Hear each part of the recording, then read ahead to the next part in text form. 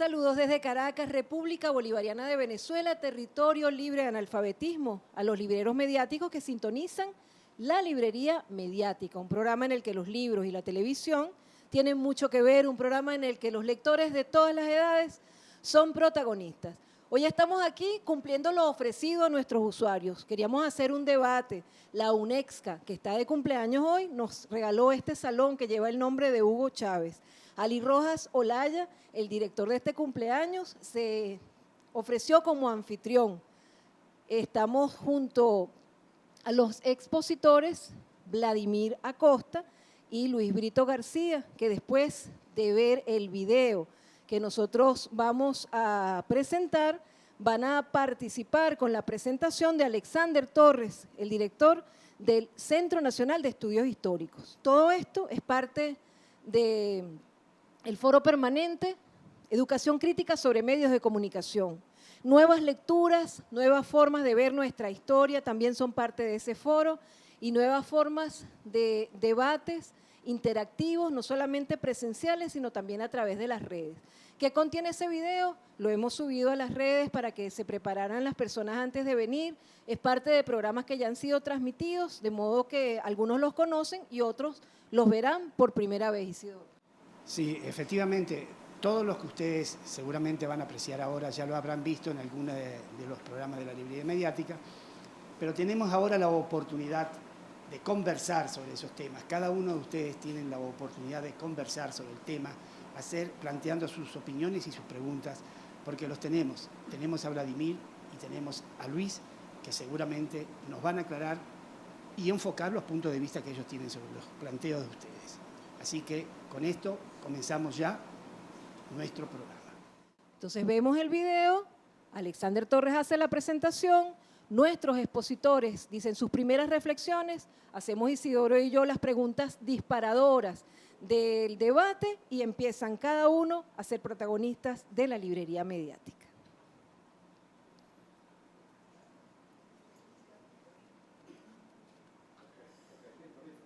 Cobra la deuda a Europa.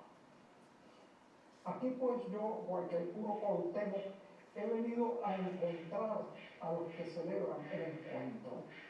Aquí pues yo, descendiente de quienes poblaron América hace 40.000 años, he venido a encontrar a los que se la encontraron hace 500. Aquí pues nos encontramos todos. Sabemos lo que somos y es bastante. Nunca tendremos. Bien, hemos visto entonces un video resumen de los programas que están disponibles todos en YouTube, completos, el programa que hicimos por el 12 de octubre con Luis Brito García y el programa que hicimos con una propuesta de Vladimir Acosta y otros temas, están todos completos, están en nuestro canal de YouTube de la Librería Mediática. Antes de hacerle la pregunta a nuestro presentador, al presidente del Centro Nacional de Estudios Históricos, Alexander Torres, yo quería hacerle entrega a Vladimir Acosta, y se lo voy pasando, de un ejemplar que le envió Luis Ángulo Ruiz, prometido, de la novela Cartas bajo la manga, dedicado por Luis Ángulo Ruiz. Y le voy a hacer entrega con todo el dolor de mi alma, porque a mí me cuesta desprenderme los libros de mi biblioteca, a Ali Rojas Olaya, en agradecimiento por habernos otorgado este espacio tan bello para este encuentro entre amigos, porque no solamente están aquí nuestros amigos, sino también los amigos que se van haciendo a través de la librería mediática, nuestros usuarios que no conocíamos y hemos conocido hoy algunos de ellos. Entonces, un libro al que le había puesto el ojo de un programa que grabamos y que también está disponible en YouTube y sale al aire en BTV, que se llama Palíndromos, de Juan David Giraldo. Es un libro de algo que a él le fascina, que son los palíndromos, entonces sí te lo voy a regalar, Ali, sí te lo voy a regalar. Bueno, entonces... Una aclaración. María Alcira.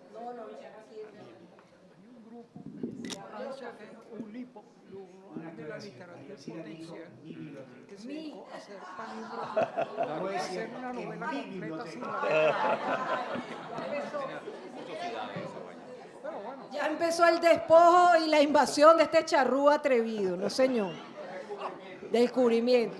Recuerden que Guaycaipuro Cuauhtémoc, además de otros textos fascinantes de Luis Brito García, están no solamente en su blog, luisbritogarcia.blogspot.com, sino en el libro Golpe de Gracia. Este texto, como hemos comentado en muchos programas, está atribuido a una cantidad de personas, incluso lo han puesto en boca de nuestro querido Evo Morales, pero no, es un texto de Luis Brito García y se consigue en este libro Golpe de Gracia.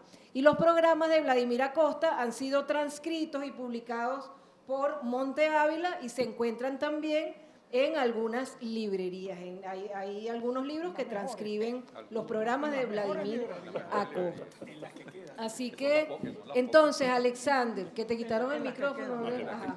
¿Tienes los dos micrófonos ahí? Perfecto. El combo. El combo. Entonces, Alexander, a mí, cuando planificamos este foro, que tú no nos dijiste nada y nos dijiste, sí, yo voy, no sé qué, ¿y qué le parecerá a este historiador maravilloso, a esta persona que se ha entregado a esta labor del Centro Nacional de Estudios Históricos que convocan siempre tanta gente? ¿Qué le parecerá esta propuesta de Vladimir? ¿Qué opinará él sobre este texto de Brito García? ¿Por qué aceptó venir a acompañarnos? Y entonces, para aclarar esa duda, va a ser una presentación de lo que viene a continuación. A ver. Bueno, primero que nada, bienvenidos y bienvenidas todas y todos este sábado hermoso, de un día tan hermoso, un 29 de febrero, un año bisiesto, un año torcido. Entonces los bisiestos dicen que son incompletos, son rebeldes pero incompletos. De tal manera que no se preocupen, cada 4 años vamos a estar aquí, lo vamos a convocar para que discutamos estos temas. Como todo, agradecer el esfuerzo capitaneado por Isidoro, por María Alcira, la librería mediática, conjuntamente, que ahorita está cumpliendo 15 años, 15 fructíferos años, este foro permanente de educación crítica sobre medios de comunicación, por supuesto la universidad, que también estamos de pláceme 2 años de la Universidad Nacional Experimental de la Gran Caracas y el Centro Nacional de Historia, para que todos ustedes, sabiendo que es un sábado, que es de cierre de mes, que bueno, que todo conspira para que no nos encontremos, nos reencontremos. Yo creo que hay un plus más allá de lo que aquí vamos a discutir y debemos confesar que estamos asombrados también por su presencia masiva, por el éxito de esta convocatoria. Yo quisiera comenzar por el epónimo de este lugar que ahora nos cobija, nos concurre. Esta sala se llama Hugo Rafael Chávez Fría y fue exactamente Chávez, en una de sus diversas y numerosas disertaciones e intervenciones públicas, su pedagogía política e historiográfica, quien llegó a decir que nunca alcanzaremos el destino grande que soñamos si desconocemos el pasado grande que tuvimos. Esto se puede interpretar de diversas maneras, pero hay un elemento en juego. Es que toda necesidad, toda construcción, toda edificación revolucionaria que está bregando, que está luchando por un nuevo sujeto, por una nueva ciudadanía, tiene que tener un correlato que es un discurso distinto, también de ruptura, de edificación. Con esa visión positivista, tradicional de la historia, no podemos erigir, no podemos construir una ciudadanía sensible, protagónica y participativa como todos soñamos. De tal manera que, así como hay una revolución en Venezuela en el campo político y económico, hay una verdadera revolución historiográfica. Y eso, digámoslo así, ha sido y fue y siempre será punta de lanza, columna vertebral de la revolución bolivariana. No es un eslogan, no es un término vacío, no es una palabra manida decir que toda revolución, por más revolución que sea, o para hacer una verdadera revolución, necesita verdaderamente una transformación cultural. Y en esta transformación cultural, el relato histórico, no entendido solamente como los libros y sus autores, sino es entendido como la correlación existente entre el hecho social, el hecho histórico per se y el imaginario, la construcción y la conciencia social es fundamental. De tal manera que todo debate que sume, que ayude, que tribute para sensibilizarnos y para construir miradas críticas de la sociedad debe ser abrazado, debe ser bien recibido. Muchos sectores de la izquierda y posiblemente de la derecha no pueden salir con lugares comunes, como decir ¿para qué vamos a discutir sobre el 12 de octubre si despojo dominación, si yo no tengo papel higiénico, si yo no tengo luz, si yo no? Eso va a ser una de las salidas más facilonas de ambos bandos, inclusive de los hipercríticos, los puristas que dicen que esto no es una revolución, o los que ya estamos acostumbrados, los que abominan la crítica, los que odian al pueblo, los sembradores de la guerra. Nosotros más bien celebramos este tipo de actividad. Creemos que este tipo de actividad responde a una necesidad imperiosa. Creemos que la revolución bolivariana despertó un sujeto social distinto, pero nosotros no podemos petrificarnos en las interpretaciones de los hechos. Es decir, nosotros no podemos seguir repensándonos como en el 2003. Si en el 2003 hubo un avance conceptual bastante importante, por ejemplo, en el 2002, de llamar aquel acontecimiento ocurrido el 12 de octubre de 1492 como resistencia indígena, no debemos paralizarnos o creer que ese avance, que sí fue mucho, en un momento determinado, nosotros tengamos que decir amén o hasta ahí llega el debate o la discusión. Porque entonces estamos cayendo en exactamente lo que estamos criticando. Estamos canonizando afirmaciones que nacen en una coyuntura determinada, pero que después, un poco lo que decía el profesor Vladimir, desde el punto de vista histórico y desde el punto de vista político, pueden haber, es contraproducente. Porque este ejercicio que estamos haciendo en este caso se puede extrapolar a otra fecha, a otras situaciones y a otros acontecimientos. Digo que hemos avanzado muchísimo, el hecho de que entre, por ejemplo, simbólicamente los restos en el 2011, el 5 de julio, de doña Manuela Sáenz al Panteón, y un sector de la derecha dijo que eso era una macumba, que estaban haciendo, ¿verdad?, palería y santería, que eso era un poco de tierra, que qué sentido tenía llevar eso acá, al Panteón Nacional. Lo que quiero significar con esto es que hemos avanzado, pero no tengamos miedo al debate y a la discusión. Porque lo que está en juego acá no es un anacronismo, o sea, no es revisitar una fecha por una fecha misma. Lo que estamos hablando acá es la necesidad de defender un discurso emancipador, de construir significados y significantes verdaderamente liberadores. Los primeros pasos son afortunados. La resistencia indígena es una propuesta afortunada, pero todavía, aun cuando sea de avanzada, pues todavía hay que avanzar mucho más. Y yo creo que esto también es un ejercicio para entender que muchos de los logros que alcanzamos hace 17 años atrás, no podemos seguir hablando a esos sujetos de la misma manera que hacen 17 años atrás. Porque ese joven que nació hace 17 años atrás, que no tiene referente del punto fijismo, de cómo se vivía aquí el 27 de febrero del 89, hace 31 años, no va a encontrar manera de contrastar y va a creer por ingenuo, por desconocimiento, por ignorancia, y va a creer que siempre hemos estado estancados, que aquí no hay debate y no hay discusión.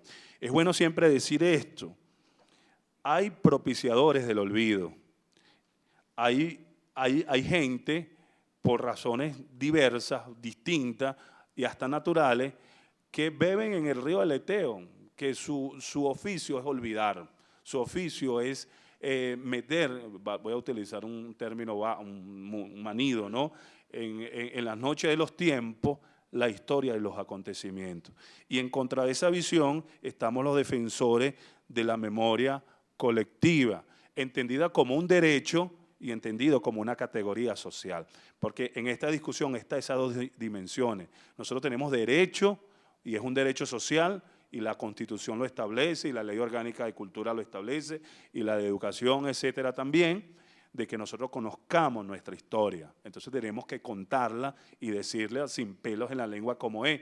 Pero también es una categoría, y como toda categoría, entraña una complejidad para el investigador, para el que tiene que revisitar. Porque ahora, si nosotros proponemos acabar con un anclaje de equiparar el 12 de octubre con la resistencia indígena, tenemos que dar unas respuestas contundentes si vamos a tomar la rebelión de Caonabo como el elemento en el cual, por primera vez, una respuesta a esos 39 que murieron aquel histórico año de 1493. Lo que yo quiero significar con todo esto, para ir cerrando, es que hay que, bienvenida a la relectura y el cuestionamiento a la historia tradicional, en la cual hasta resistencia indígena puede ser vista como parte de la historia tradicional. Y eso no nos debe llamar a engaño. La revolución necesita ser revolucionada.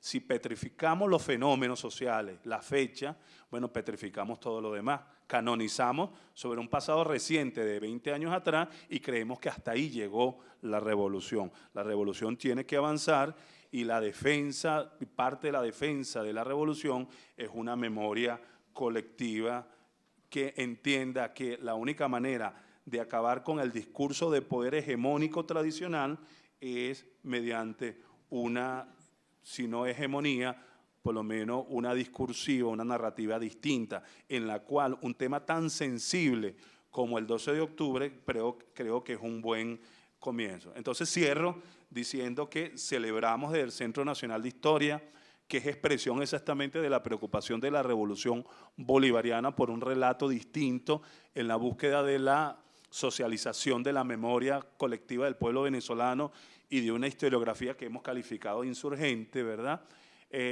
Nacido exactamente en revolución, un 17 de octubre del 2007, porque Chávez siempre lo entendió y yo creo que aquí estamos haciendo honor a este espacio que lleva su nombre. Nunca alcanzaremos el futuro grande que deseamos si desconocemos el pasado grande que tuvimos. Muchas gracias y bienvenido al debate.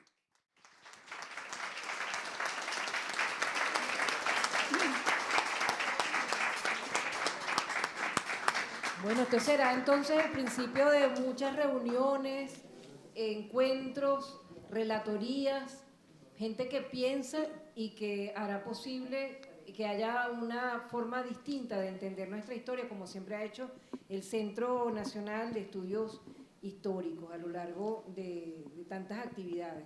Entonces yo tenía una inquietud. Cuando hicimos ese programa sobre el 12 de octubre, que fue un programa que además disfrutamos muchísimo grabando, porque toda la gente del equipo de BTV se puso a inventar una nueva escenografía porque era algo diferente y el editor le puso algo más que era otros programas, y Luis Brito nos regaló una cantidad de fotos, que casi todas esas fotos que usamos como apoyo son de autoría de Luis Brito. Entonces le preguntábamos a Fernando Casado si quería colocar la voz de un español. Padre, me dice, yo voy a ser el malo. Le digo, claro, tú vas a ser el malo, porque Isidoro y yo vamos a hacer como los Reyes Católicos y tú vas a ser como la voz del conquistador.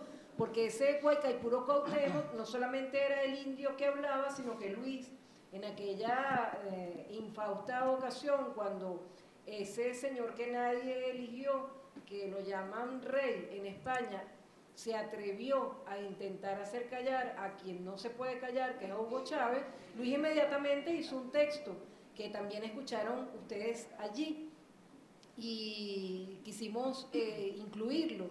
Pero yo le decía a los muchachos cuando editábamos que nosotros no podíamos dejar que fuera el que mandaba a callar el que terminara, sino que tenía que volver a hablar Guaycaipuro Cuauhtémoc, y por eso se repite esa primera parte y se agrega esa música festiva que celebra a Venezuela, y el celebrar a Venezuela celebra toda nuestra América. Entonces yo te pregunto, Luis, y esa es la, empezamos entonces preguntas y respuestas a las personas que están aquí con nosotros y que son tan ocupadas, pero que nos regalan su tiempo, son generosas con su tiempo, como Luis, Vladimir, Alexander, Ali. Le pregunto yo a Luis, hoy, en este momento, en ese momento Guaycaipuro Cuauhtémoc le cobraba la deuda a Europa, luego los reyes pretendían callarlo, pero en este momento, ¿qué diría Guaycaipuro Cuauhtémoc en este momento histórico que estamos viviendo? ¿Qué diría Guaycaipuro Cuauhtémoc en este momento, Luis? Bueno, ante todo, mi emoción por estar hablando un día 29 de febrero. Todavía no he escuchado proposiciones, pero estoy atento a ellas. En segundo lugar, otro motivo de emoción y de alegría es ver que la gente ha comprendido que existe la televisión y que uno, en lugar de tener que volver a calarse todos los días a dar 2 o 3 conferencias, se las puede pasar en video y la gente hasta las escucha o las ve, ¿no? Entonces eso es verdaderamente trascendente, porque hay una conspiración para que ninguno de nosotros pueda escribir nada, colgándonos 3, 4, hasta 5 conferencias diarias, porque quieren la misma cosa que uno escribe, pero que uno la diga. Yo dudo de la cosa del año Venezuela sin analfabetos, porque verdaderamente el ardor de la presencia física. Ahora, esa es la cuestión con Vladimir, que el público verdaderamente delira masivamente por su presencia. Yo digo que cuando un foro está malo, yo digo, como decían de Rondón, es que Vladimir no ha hablado todavía. Entonces, después de eludir la pregunta con tantas divagaciones, vamos a contestarlo. Bueno, hoy hay toda otra cantidad de señores tratando de callarnos. No es aquello, ¿y tú por qué no te callas? Señores, la primera potencia imperialista del mundo está empeñada en callarnos, y entonces eso requiere una consideración muy especial. ¿Y cuáles serían las reclamaciones? Bueno, por Dios, ¿no? La reclamación de América Latina, hay más o menos unas 60 bases estadounidenses en un continente, una región continental, América Latina del Caribe, que es teóricamente soberana, pero está de facto ocupada. Es decir, hay cadenas mediáticas que usurpan nuestra voz, usurpan nuestra expresión, usurpan nuestros puntos de vista y nos imponen los puntos de vista del extranjero. Actualmente las armas no son los arcabuces, sino las cadenas de comunicación que operan directamente sobre la mente de las personas y entonces inducen la obediencia y hasta el deseo de la obediencia. Que la gente se sienta desorientada si no le dicen lo que hay que hacer. Entonces hay una nueva vindicación con un enemigo todavía más formidable que el que tuvimos a partir de 1492. Es decir, ahora, ¿cómo enfrentársele y quién se le está enfrentando también? Ajá. Entonces, deberían pintarlos de rosados para que parezca un cono helado y uno de vez en cuando. Una cuestión muy tentadora, parece un helado como de fresa o de café negro, ni siquiera de chocolate, pero lo cierto es que preguntamos quién es el sujeto histórico también para definir esta lucha. Un caballero llamado Simón José Antonio de la Santísima Trinidad, Bolívar, Palacios y Blanco, y sigue una cantidad de apellidos más, dijo, de repente, no somos indios ni somos europeos, somos una especie media.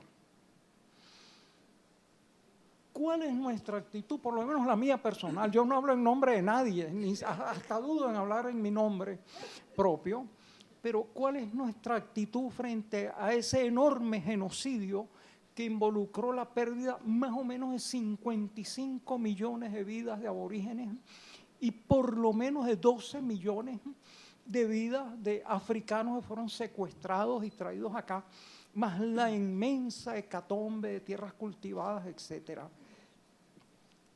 No hay que rechazar todo lo que nos vino, entre otras cosas nos vinieron algunos libros de Federico Nietzsche, por ejemplo, y de Carlos Marx. Nietzsche dice, aquello que no me mata me hace más fuerte. Nos masacraron, nos aculturaron, nos impusieron idiomas que no eran los nuestros. Exacto, lo que no mata engorda. Incluso he allí una explicación del axioma nietzscheano. Eso lo decía mi abuela sin leer a Nietzsche. Sin leer a Nietzsche, fíjense cómo reinventamos la filosofía nietzscheana, que era además un gran poeta. Se puede decir lo que sea en el campo filosófico, pero poéticamente no le ganaba a nadie.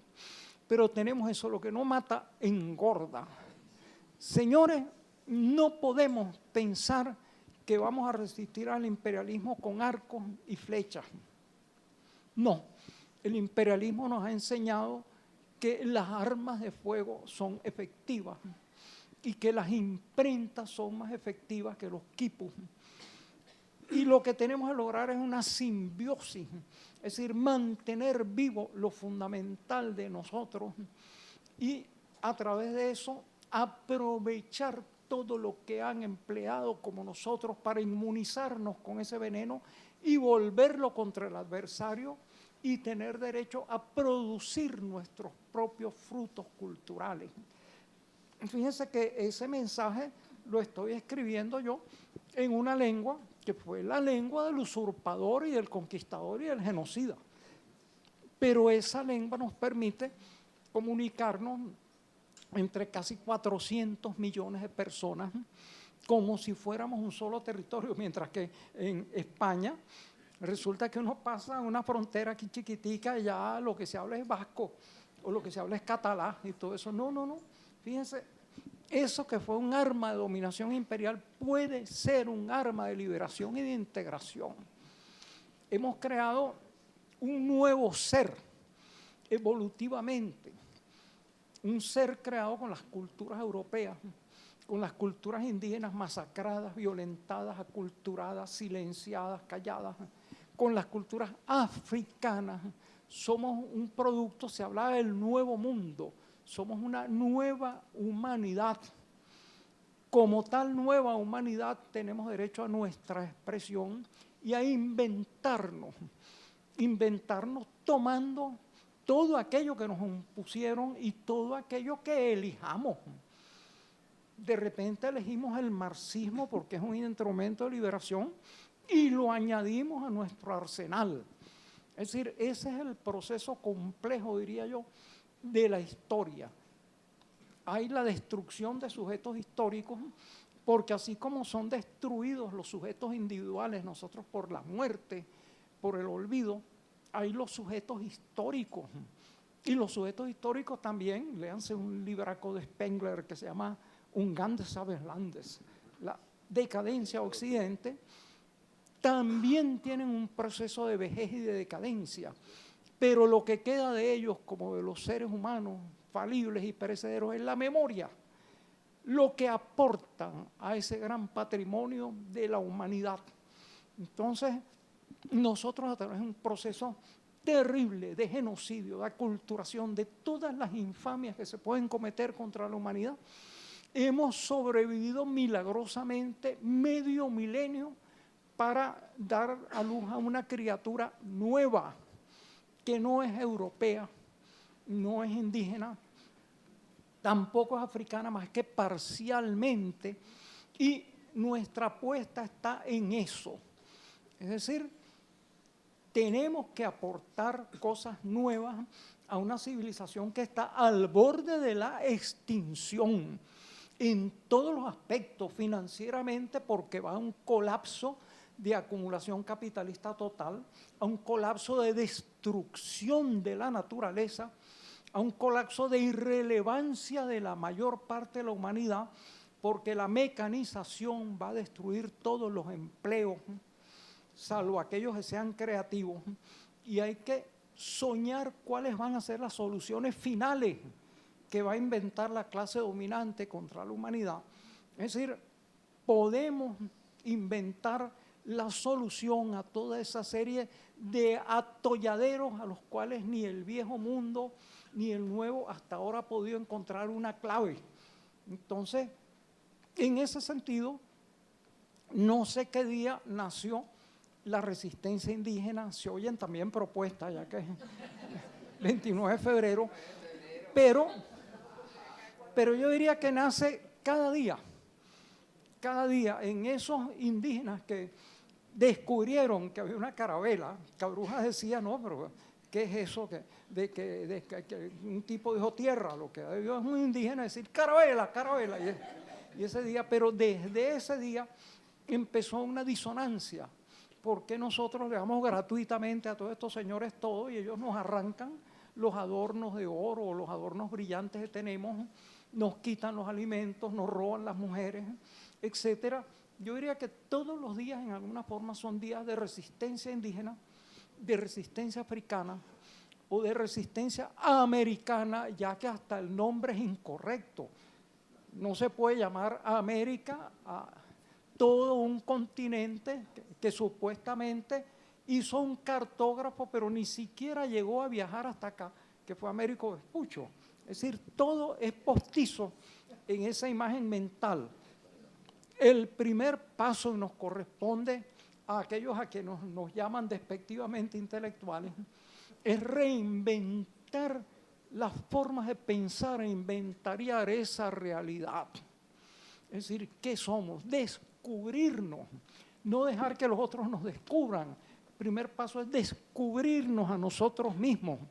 Por eso me tomé el trabajo de escribir un ladrillo inmenso que se llama El verdadero venezolano, porque toda mi obra ha estado dedicada a eso. ¿Quién soy y qué somos? Sobre todo. Esa es la primera tarea, diría yo, de independencia, de autonomía, de liberación. Tratar de entender esa realidad nueva, terrible, sangrienta, contradictoria, infame, que surgió, y en vez de negarla, intentando encontrar un asidero pues, en años antes de la historia o antes de que llegaran los pobladores por el estrecho de Bering, decir, bueno, esto es lo que somos actualmente y vamos a ver qué seremos a partir de eso. Hay que articular un proyecto también, la segunda idea y los medios para ese proyecto. Entonces creo que es de lo que se trata en este instante. Yo apoyo de todos modos esa fecha infame, tiene que ser olvidada, y menos el apelativo que le colgaron de Día de la Raza, como si las razas existieran, y si el hecho de que algunos integrantes de una de las tantas poblaciones que hay en la península ibérica viniera acá, constituye una raza de cualquier tipo que sea. No, señor. Es decir, es el día de la invasión, diría yo. Hay que conmemorar eso como el día del inicio de la invasión europea, a pesar de que los vikingos habían venido muchísimo tiempo antes y de que supuestamente hubo presencias africanas y hasta le atribuyen a un navegante chino haberse paseado por estas costas y todo eso. Eso es infinito. Pero en todo caso, es decir, yo creo que hay que fechar el momento en el cual comenzó a gestarse esta nueva cosa que somos. Hay un cuento de Ray Bradbury, los gringos invaden Marte, matan a todos los marcianos con varicela, una enfermedad estúpida, y acaban con una civilización magnífica. Lo que hacen es destruir a pedradas las ciudades aderezadas de los marcianos, pero también son tan estúpidos que revientan su propia tierra. La tierra se vuelve de repente una estrella que brilla un instante más en el firmamento y después se extingue. Si quiere decir, metieron la pata definitivamente. Y entonces el padre lleva a sus niños y junto a uno de los canales marcianos, ellos se ven las imágenes y le dicen, padre, ¿qué son esos? Y le dice, véanlas bien, ustedes son los nuevos marcianos. Es decir, bueno, no somos esa otra cosa que surge de la destrucción absurda de Europa, de la destrucción de nuestros patrimonios originarios. Tenemos el deber de ser esa nueva cosa que está aquí, de llevarla adelante y de extender sus posibilidades. Immanuel Kant decía que la historia era el proceso a través del cual la humanidad iba realizando sus potencialidades. Eso es válido en el plano individual para cada ser humano, pero también para las sociedades, las civilizaciones, etc. Tenemos que descubrirnos y a partir de eso construirnos. Esa es la tarea. Y entonces, bueno, yo le lego a Vladimir el momento de descubrir exactamente a partir de qué fecha empezó eso. Yo tengo absoluta confianza, pero los procesos van a ser eso, descubrirnos y construirnos. Muchas gracias.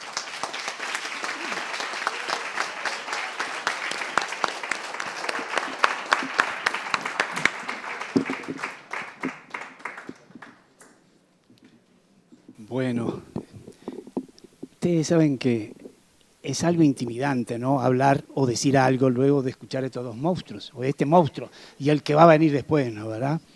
Así que yo simplemente me toca plantearlo como una pregunta que le quiero hacer en este caso, puesto que la primera pregunta fue planteada como la explotación que Guaycaipuro Cuauhtémoc ha venido denunciando a través de los últimos años, desde el año 92. Pregunta que hecha por María Alcira. A mí me toca entonces hacer ya un planteo y una pregunta a Vladimir en torno a lo que se ha venido empezando a discutir sobre el tema de la fecha del 12 de octubre y las denominaciones que se le han dado. Los calendarios de las conmemoraciones en casi toda la historia de todos los países, y muy especialmente de América Latina, un continente nuevo para cierto grado de civilización, han sido siempre creados, desarrollados, montados por las épocas que se vive y los sectores dominantes que se han vivido en cada momento. A veces nos asombramos, aquellos que venimos del sur, que conocemos más algunos de los detalles históricos de los distintos personajes, de ver la cantidad de nombres de las calles de algunas de las ciudades, en este caso, por ejemplo, de Uruguay, también podríamos decir de Argentina, con algunos de las figuras más nefastas que han existido en el desarrollo y en la lucha de la historia americana. Tenemos casos, por ejemplo, Vladimir el otro día en uno de los programas mencionaba de una de las figuras, por ejemplo, en el Uruguay, que se llama Fructuoso Rivera, el general Fructuoso Rivera, uno de los tantos que traicionó, como aquí fue traicionado Bolívar, uno de los tantos que traicionó a Artigas en su gesta por la lucha de una unidad de todo el continente. Era el programa federal que tenía Artigas, y igual que Simón Bolívar, que antes Miranda, etcétera, Sucre, ese grande, que muchas veces no lo mencionamos lo suficiente como debemos mencionarlo. Y en este caso, como estaba haciendo la mención, este señor no solo fue uno de los traidores a Artigas, que había sido su jefe, había luchado inclusive con las tropas invasoras a lo que se llamaba la Banda Oriental por parte de las tropas invasoras de Brasil. Y ese señor tiene una de las avenidas más importantes en su nombre en Montevideo. Y Vladimir el otro día decía de que este señor también tiene otra perla en su historia, y es que fue uno de los exterminadores de una de las razas o una de las etnias indígenas que se llamaron los charrúas. Y Vladimir hacía con ironía el comentario de por qué los comentaristas deportivos siempre hablan de la garra charrúa, esos charrúas que fueron exterminados por los que ahora son considerados unas grandes figuras en ese país. Debo decir, señalarte, Vladimir, que yo soy descendiente charrúa. Y esto lo digo en serio. En esa exterminación que hizo este militar, Fructuoso Rivera, en un lugar que se llamaba Sal si puedes, creo que se llamaba, ¿no, Vladimir? Fue un exterminio que se hizo eso. Una de las niñitas que logró sobrevivir y escapó hacia el norte, hacia la parte de lo que ahora se llama Río Grande do Sul, y luego, posteriormente, con el tiempo, ya jovencita, regresó a lo que es ahora el Uruguay, y de ahí vengo yo. Así que soy charrúa. Dicho todo esto sobre de qué manera los calendarios de las conmemoraciones se responden a los intereses de los sectores dominantes o aquellos sectores que teniendo la posibilidad de dirigir una nación, no les ha interesado ser justos con su propia patria. Dicho todo esto, debo decir de que entonces el pasado se ve de acuerdo al presente, a ese presente que muchas veces está tan torcido como estos casos que hemos mencionado. Pero también ese pasado también puede ser, en el presente, ser revisado por la memoria colectiva. Y esa memoria colectiva puede convertirse también en una memoria de lucha una memoria de lucha política. Y en tal sentido, yo diría, y esta es la pregunta entonces para Vladimir, si realmente estamos en las condiciones de tener una memoria histórica y colectiva para hacer la revisión de esa fecha del 12 de octubre que se le ha asignado como si fuera una fecha que nosotros tuviéramos que conmemorar porque así había sido o así ha sido establecido. No importa el nombre, inclusive, que se le dé a ese 12 de octubre. Lo importante es saber los contenidos que ha significado ese 12 de octubre. La pregunta es, Vladimir, ¿estamos entonces en esta memoria histórica y política en condiciones, en estos momentos de la Revolución Bolivariana, asediada por el régimen que gobierna Estados Unidos, estamos en condiciones de hacer las revisiones y el estudio colectivo para hacer los ajustes y la justicia que corresponde a las distintas conmemoraciones nuestras? En este caso, 12 de octubre. Adelante, Vladimir. Bueno, en realidad, primero que nada, tengo que saludarlos a todos y todas ustedes, mostrarles también con lo contento, entre sorprendido y contento por este lleno. Verdaderamente es algo espectacular. Yo me imaginaba menos gente y entre quienes están aquí, camaradas, no sé cómo decir, camarados y camaradas, a todos ellos los saludo con gran cariño y algunos de ellos y de ellas no los veía o no las veía hace tiempo. Estoy contentísimo de tenerlos aquí, saber que están sanos, que están luchando y que estamos todos en lo mismo. Realmente esto me contenta muchísimo y vamos a tratar de disfrutar de esta oportunidad de cambiar impresiones, ideas y de ratificarnos nuestro compromiso con una lucha que no termina, que nos va a trascender, pero nosotros tenemos que estar hasta el último día luchando por esta misma causa, por la que hemos luchado la mayor parte de nosotros desde que éramos bastante jóvenes, sino que lo diga María Elena.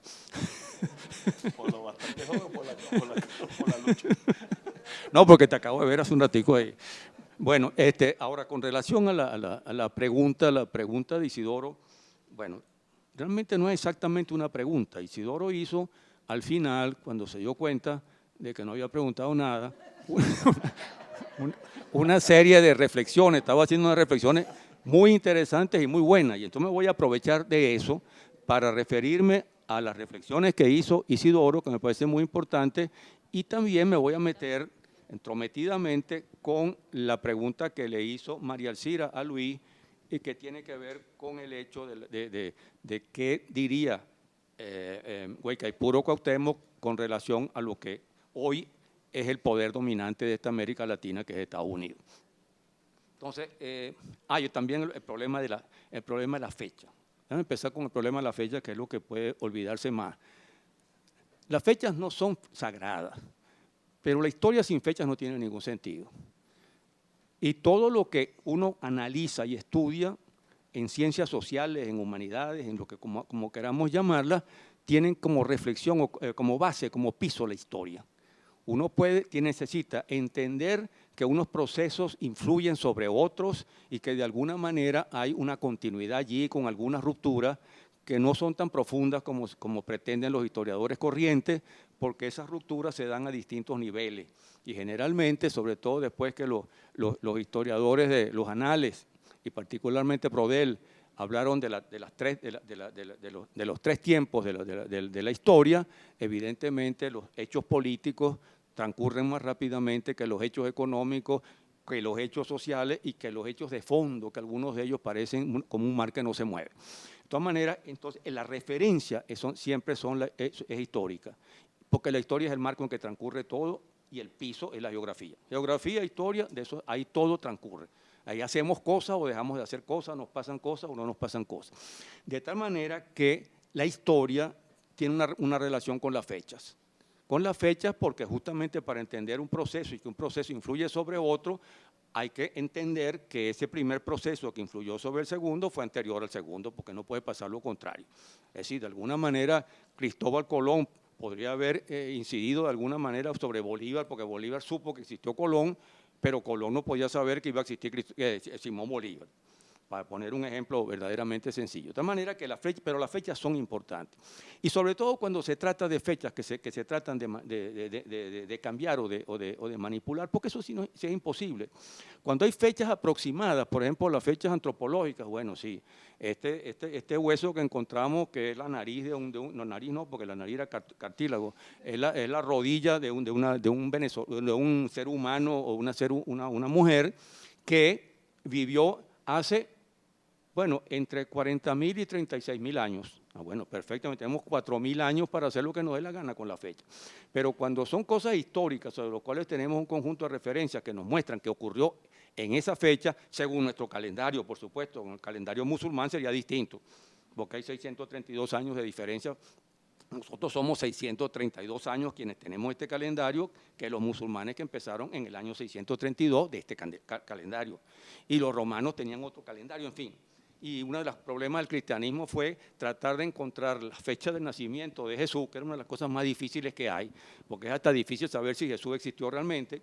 Y entonces decidieron que era el año 700, que el primer año del cristianismo era el 753 de la fundación de Roma, y justamente se equivocaron con esa fecha, que la hicieron ya a comienzo de la Edad Media, y quisieron poner la fecha de nacimiento de Jesús justamente por el gobierno de Herodes, y se equivocaron por 4 años. De tal manera que si se ponía como año 1 de la era nuestra, la era cristiana, el nacimiento de Jesús, Jesús resultó que nació, según ellos mismos, 4 años antes de Jesús. Entonces, verdaderamente era un galimatías, un error descomunal, porque Jesús no nació, no se apuró la Virgen a tiempo, y entonces resulta que Jesús nació 4 años antes de la fecha. Es decir, la fecha, pero ahí se puede uno equivocar.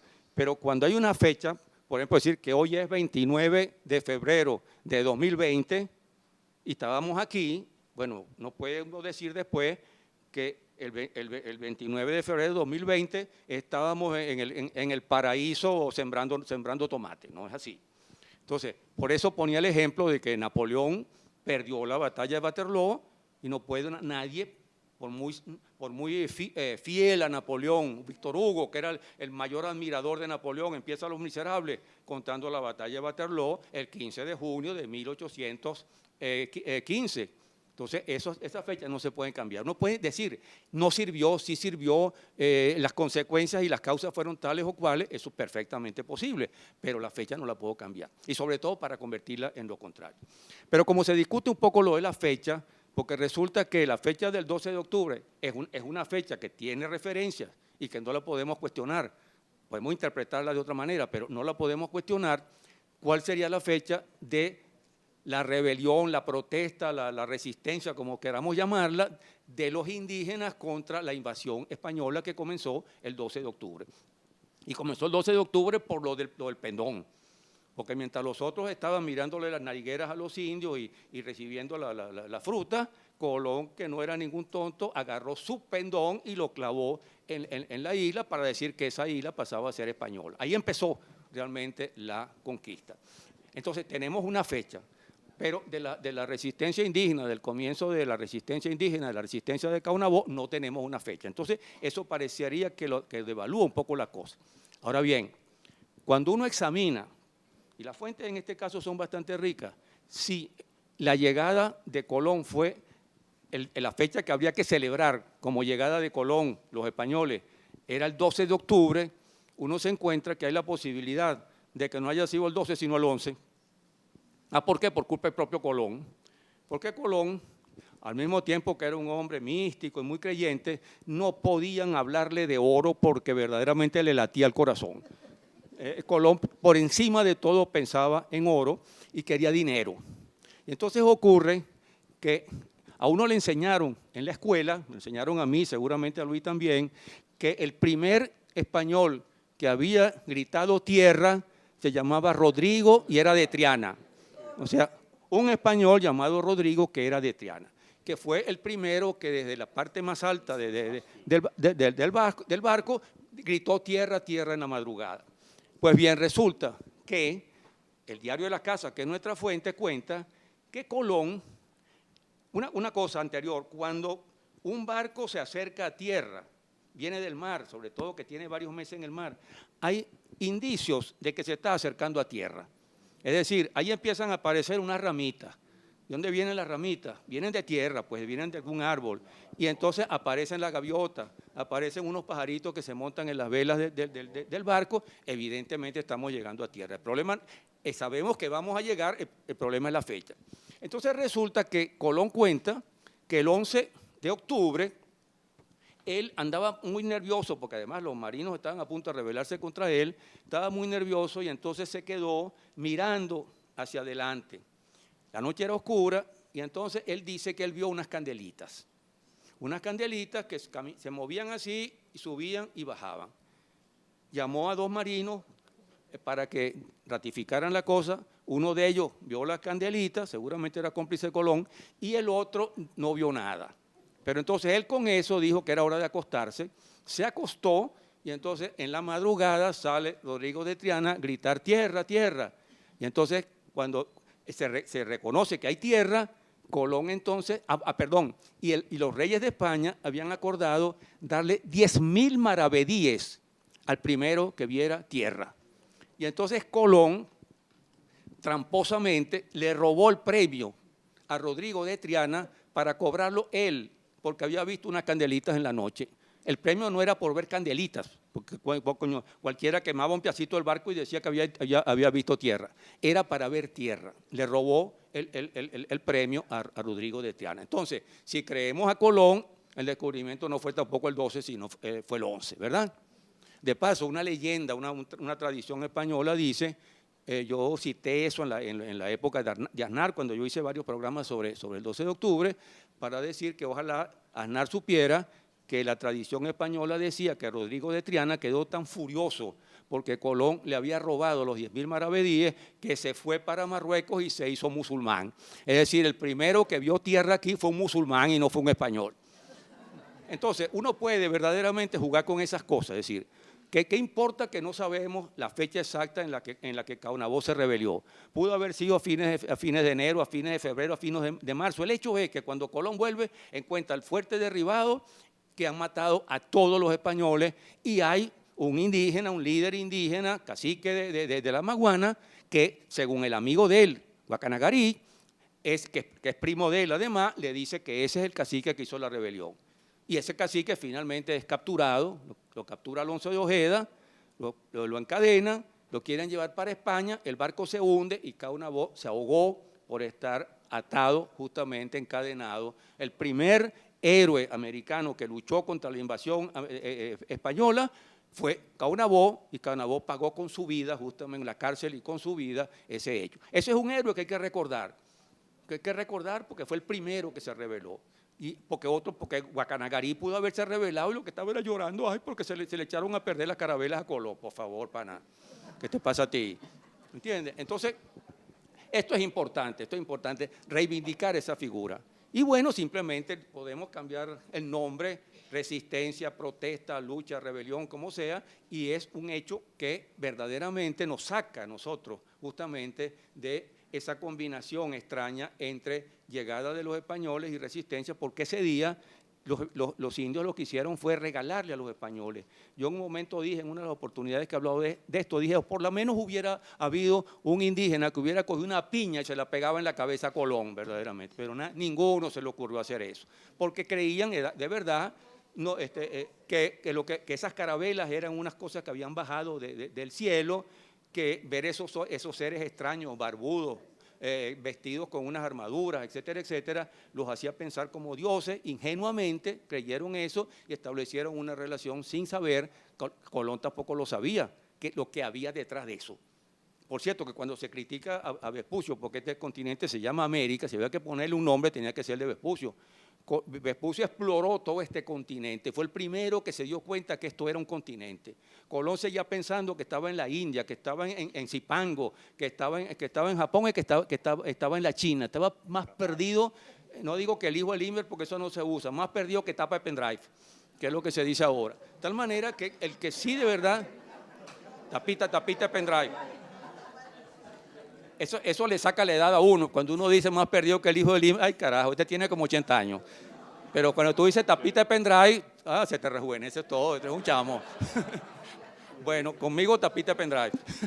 Bueno, entonces, ese es el hecho. Si tenemos realmente eso que quería señalar con relación a la fecha. La fecha es la fecha de la primera protesta, la primera rebelión, y evidentemente ese pobre Caonabó que corrió ese riesgo, que hizo esta lucha, pasó prácticamente al anonimato. Está escrito ahí en las fuentes, está escrito en Hernando Colón, está escrito en Bartolomé Las Casas, pero parece que nadie lo lee y todo el mundo encuentra otros líderes indígenas que se ocupan de mencionarlos a ellos. Eso es importante entonces con relación al tema pues, de la fecha. Ahora, una cosa que decía Isidoro, que me parece también muy importante, nos hace saltar prácticamente de fines del siglo XV a los comienzos del siglo XIX, es el caso de Fructuoso Rivera. Verdaderamente Fructuoso Rivera, que es el primer presidente del Uruguay. El primer presidente del Uruguay, Fructuoso Rivera, la historia de Fructuoso Rivera parece más un prontuario que una historia. Eso me hace recordar a mí a Alberto Nolia, que generalmente usaba mucho para decir que la historia de fulano parecía un prontuario. Pero realmente, Fructuoso Rivera, tú conoces esa historia seguramente, Isidoro. Fructuoso Rivera está bien cercano a ser un bandido. Es decir, traicionó a Artigas, fue lo que traicionó a Artigas. Se pasó a los portugueses que querían se habían apoderado de lo que era la banda oriental para convertirla en su provincia cisalpina. Porque desgraciadamente el Uruguay no tiene una frontera con Brasil, una montaña, una cosa que marque una frontera clara. De tal manera que él trabajó para los portugueses. Es más, ahí le dieron un título de nobleza a los portugueses. No me acuerdo ahorita, conde de no sé qué cosa. Ah, bueno, por supuesto, el billete funcionó ahí. Y luego, cuando se produce la invasión de la banda oriental por La Valleja y los 33 orientales, Fructuoso Rivera está absolutamente en contra de eso porque está cuadrado con los españoles. Incluso él viene a matar a La Valleja y las tropas de La Valleja lo capturan a él. Y entonces una vez que lo capturan le propone entonces unirse y se une a La Valleja, pero luego lo traiciona y se las arregla para ser él el primer presidente de Uruguay. Y después quiere volver a ser presidente otra vez y entonces separa a Oribe, que es el segundo de La Valleja, le ofrece a Oribe primero el Ministerio de Defensa, por decirlo de alguna manera, el Ministerio Militar, y luego le ofrece apoyarlo para la candidatura. Y entonces, al apoyar por la candidatura, dividió al partido de La Valleja, que en principio sería el Partido Blanco, mientras que Rivera es el partido Colorado. Y ganaron, entonces ganó Oribe y después volvió otra vez Rivera. Y hay una cosa interesante que es lo que porque yo mencioné a Fructuoso Rivera, porque no solo hubo aquí una matanza generada por los españoles, es cierto, los españoles mataron una enorme cantidad de indios, hay una especie de genocidio ahí en ese sentido, cuando uno compara las cifras de población de América con las cifras del primer censo que se hizo en 1605 y había 5 millones de indios. Yo siempre he citado y lo cito ahí. Yo acabo de terminar un libro, justamente, lo acabo de terminar esta tarde, antes de venir para acá. Tengo 2 años escribiendo, lo acabo de terminar. El libro se llama Salir de la Colonia. Salir de la Colonia, que es un tema que yo he tratado en otras oportunidades. Una vez hice una conferencia que es que nosotros no hemos salido todavía de la colonia. No se vayan a escandalizar. Pues nosotros pasamos de la colonia española. La independencia nos dio la soberanía política momentánea, la perdimos en el camino y caímos en las manos de los ingleses y de los franceses. Todo el siglo XIX fuimos una especie de colonia o neocolonia. No nos ocuparon, no hacía falta eso. Nos dominaban completamente los ingleses. Y después, a fin de siglo, los estadounidenses empezaron a dominarnos y nos siguen dominando todavía. Y el dominio de los Estados Unidos se parece al dominio de los españoles, lo planteo yo ahí. Es decir, el dominio de los españoles es un dominio colonial total. La colonia española es total, porque construyó nuestros estados, nuestras repúblicas, nos dio la administración, trajo el lenguaje, trajo la religión, trajo todas las cosas, la cultura, para formarnos a nosotros como colonizados. Nos independizamos de España y finalmente caímos en el dominio británico y un poco francés, pero que no fue un dominio total. Los ingleses nunca se ocuparon de cambiar la religión católica por la religión protestante anglicana, ni de ocupar nuevos territorios, simplemente ocuparon las costas, nos metieron sus bancos, sus casas comerciales, lograron la libre navegación de los ríos, nos hicieron firmar unos tratados espantosos de igualdad entre nosotros, que no teníamos marina, y ellos que sí tenían marina, que duraron más de 100 años. Aquí se firmó un tratado en 1825 con la Gran Colombia, que en 1834 lo ratificó Venezuela después de separar a la Gran Colombia, y nos clavaron ese tratado hasta 1940. 1940, el tratado era que nos daba absoluta igualdad, lo cual significaba que los británicos podían traer todos sus productos para acá y venderlos aquí, y nosotros podíamos llevar los nuestros a Londres y venderlos frente al lado del Támesis. Así que no teníamos marina, no teníamos marinos, ¿y qué era lo que íbamos a vender nosotros? Plumas de ganso, cacao. Es más, no nos compraban el cacao los ingleses y no nos compraban el café, porque ellos tenían colonias en África y en Asia que producían cacao y café y eran del Commonwealth y nosotros no. Entonces era un tratado verdaderamente criminal. Los Estados Unidos, por cierto, nos clavaron un tratado similar en el siglo XX, que era el tratado justamente que les permitía, que era un tratado, y todos igualitarios.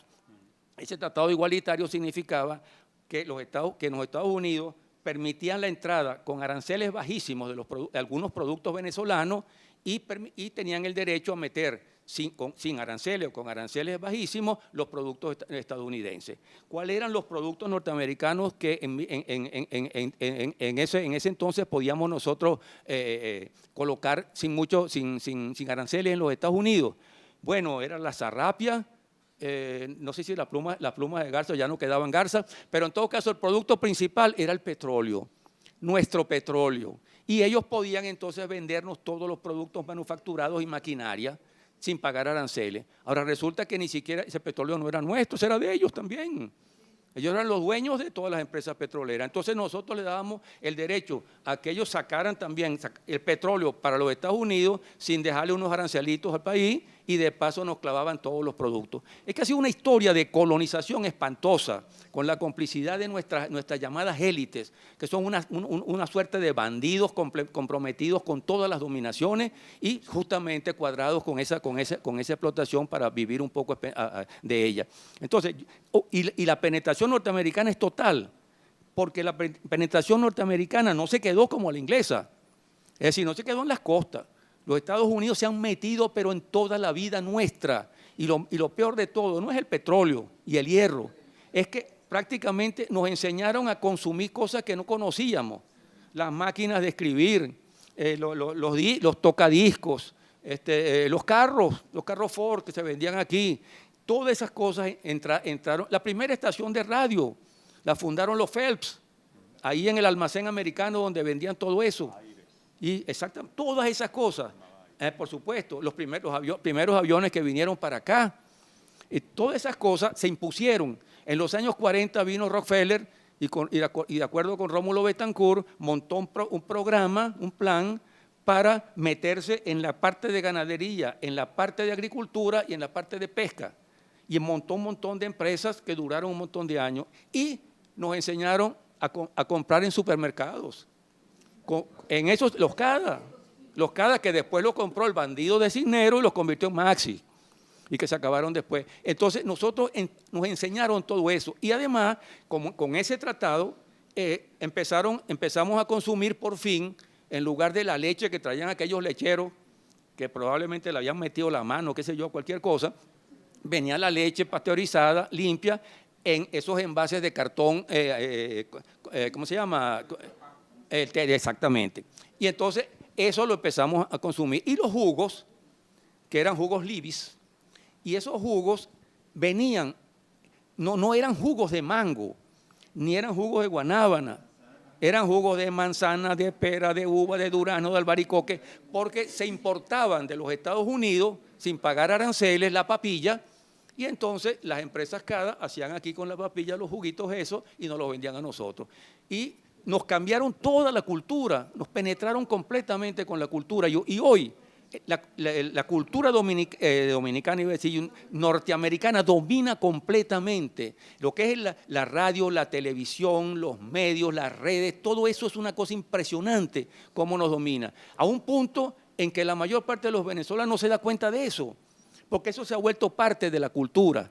Y si en los años 30, 40, por lo menos nos estaban enseñando a tomar jugos de fruta y a usar máquinas de coser, ahora es la droga, la violencia, los asesinatos, las matachinas espantosas, la destrucción de toda la vida social, y nos están penetrando ahora con los pentecostales para tratar de imponernos una religión que está desplazando a la inútil Iglesia Católica, y no se trata de defender a ninguna de las dos, sino que esta religión tiene una capacidad de penetración verdaderamente enorme.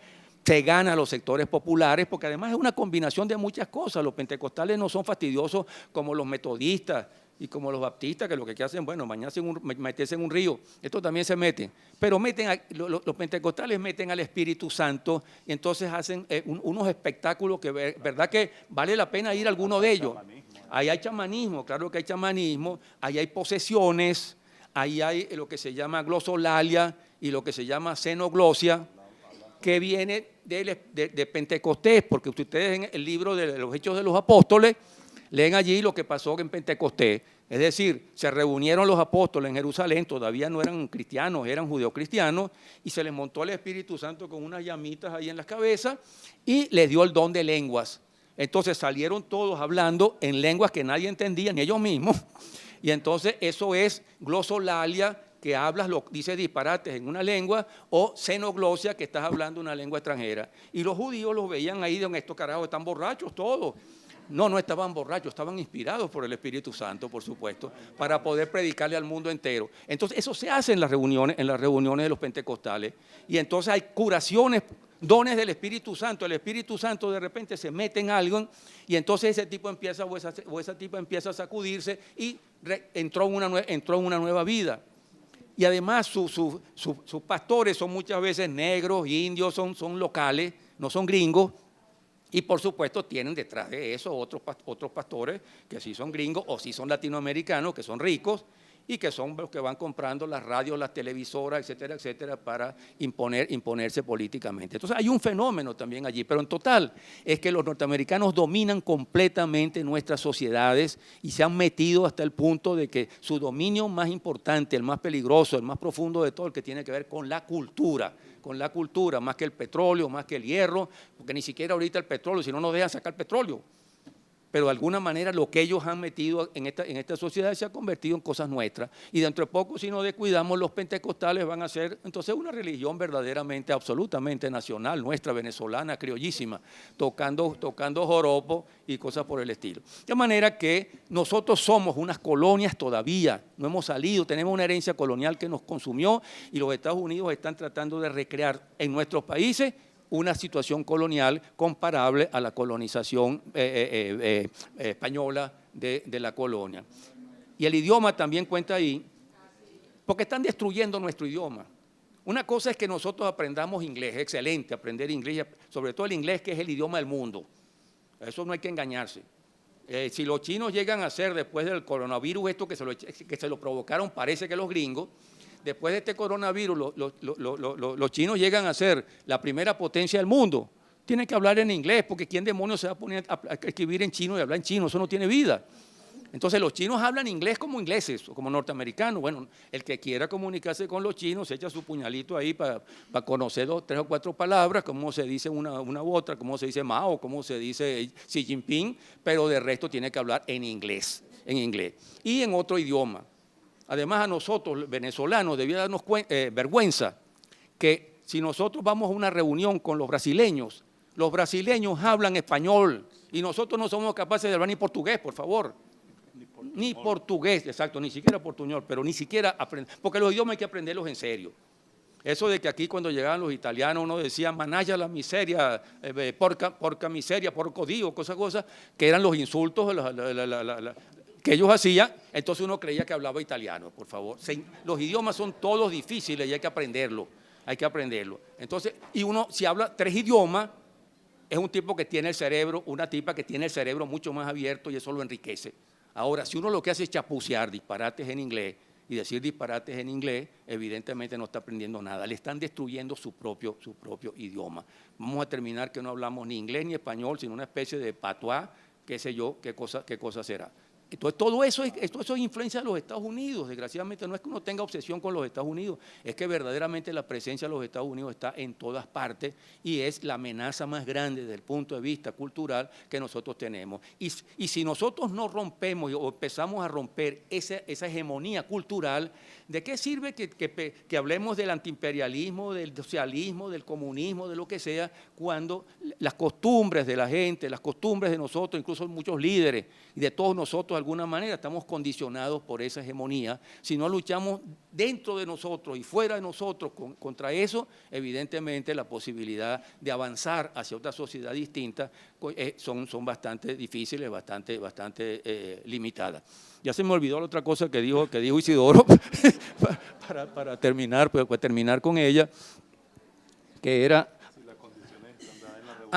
Sí, pero antes me acordé de otra, que es la pregunta que le hizo María Alcira a Luis, que es lo siguiente, porque eso también me interesa muchísimo y lo trabajo yo también ahí. Nosotros hacemos, y por ejemplo, ese texto extraordinario, brillante de Luis sobre Guaycaipuro Cuauhtémoc, que lo conozco yo desde la primera vez que apareció, que es extraordinario, claro, hace un enfrentamiento contra la colonia española y contra la colonia europea. Porque aquí hubo 3 colonizaciones españolas. La primera en el siglo XVI, la segunda en el siglo XVIII y la tercera con el neoliberalismo a fines del siglo pasado, donde acabaron con Viasa y montaron todas sus empresas, se cogieron la Telefónica, etcétera, etcétera. Es decir, tres colonizaciones españolas. Pero el problema nuestro ahorita, mucho más que con Europa, es con los Estados Unidos. Entonces, habría que hacer, se lo sugiero a Luis aquí, una nueva versión que probablemente no sea de Guaycaipuro Cuauhtémoc, pero hay que buscar, por ejemplo, un indígena. Yo te sugiero…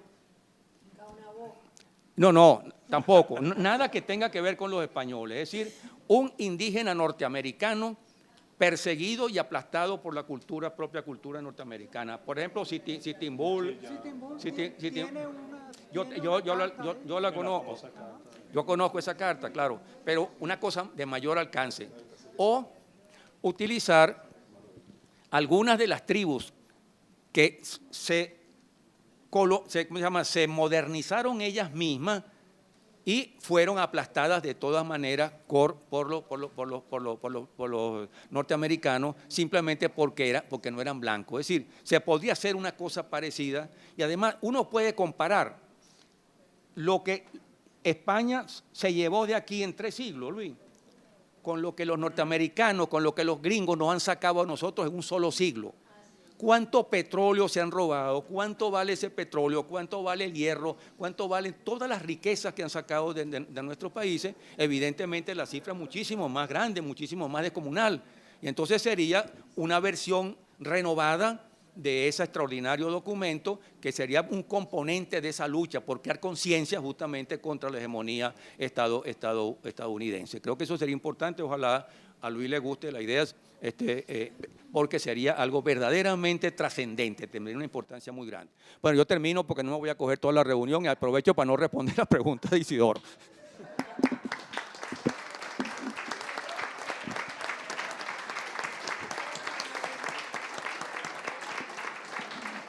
Bueno, le pedimos a Liz Rojas Olaya que nos sirva de modelo para la participación del público. Tienes que hacer la pregunta desde el micrófono y yo te acerco este micrófono para hacer la otra toma.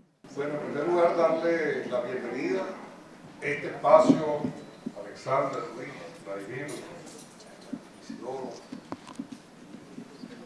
mi amiga María Alcira, es de ustedes. No solamente los 29 de febrero, sino las veces que sean necesarias. Estamos en un espacio que, como ya lo dijo Alexander, es la sala Hugo Chávez Frías. Y este centro rodriguiano de emancipación académica lleva por nombre Antonio José de Sucre. Y en el piso 8, donde este humilde servidor, nacido en el cementerio, tiene su oficina. Allí hasta no hace mucho mandaba en Latinoamérica Nelson Rockefeller, cuando esta era la ExxonMobil. Se comunicaba directamente con lo que hoy es el Ministerio de Turismo, donde quedaba ahí la embajada de los Estados Unidos. Eso era vía por un túnel, Vladimir, y ese túnel, había otro túnel que llevaba a La Carlota. Desde aquí, Rockefeller llamaba a sus cachorros: venga, Betancur, rápido, venga, dame un cheque. Y se me da rapidito. Eso es importante saber. La pregunta que yo voy a hacer, la voy a hacer como rector y como profesor universitario, porque yo creo que es urgente una revolución curricular, una revolución en los contenidos programáticos. En esta universidad donde estamos nosotros, la UNESCO, la mayor parte de los estudiantes optan por administración. Y aquí el grueso en la administración es Fayol y es Taylor. Y la teoría de las necesidades no es la de Simón Rodríguez, sino la de Abraham Maslow. Es decir, aquí estamos penetrados totalmente. Hacer una revolución curricular no es sencillo, porque decirle al profesor: no vale, mira, en administración está un Antonio José Sucre, está un Oscar Barzagli, es decir, está un Hugo Chávez. Eso implica una ruptura muy dura, porque él estudió en la Cuarta República, él se formó con eso, y porque él va a formar, porque él va a enseñar algo que él no estudió. Entonces, yo creo que el Centro Nacional de Estudios Históricos, aprovechando aquí que hay tantas figuras, yo los nombraría todos, pero yo voy a nombrar, porque yo creo que aquí hay que darle un abrazo a la intelectualidad, a los cimarrones y cimarronas sentipensantes. Y voy a saludar así al azar, vi un paneo, Pascualina Curcio,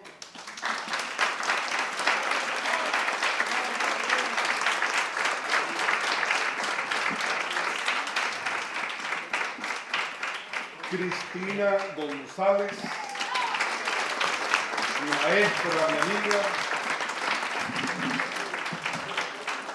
la profesora Nancy Hernández de la UNESCO,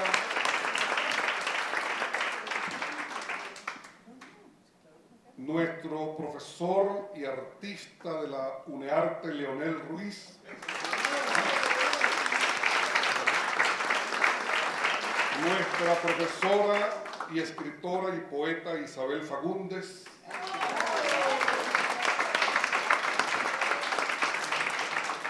nuestro profesor Orlando Herrera,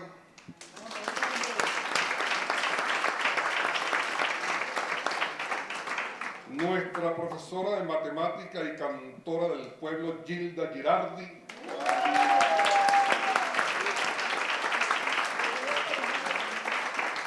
nuestro profesor, amigo José Gregorio Linares,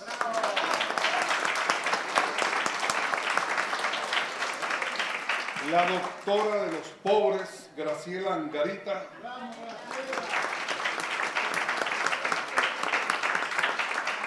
nuestra articulista del Correo del Orinoco, María Adela Villanueva,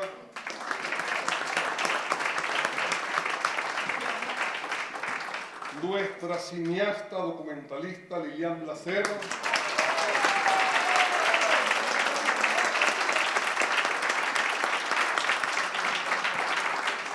y nuestro historiador y amigo Manuel Carrera.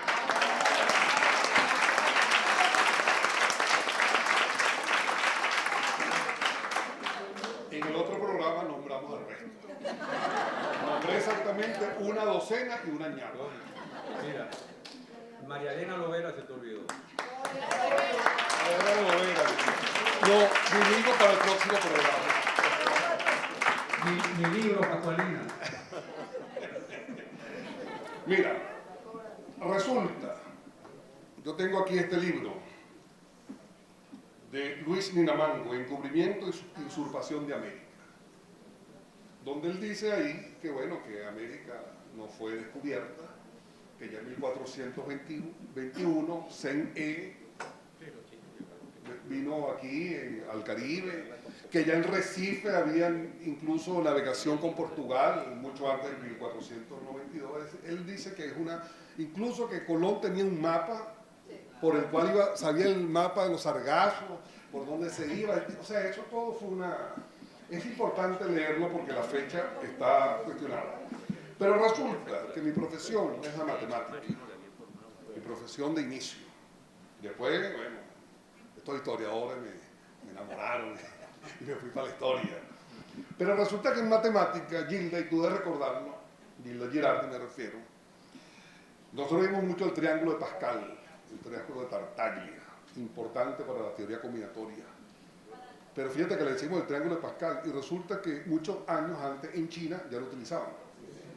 Resulta que la imprenta no es invento de Gutenberg, ya lo utilizaban los chinos.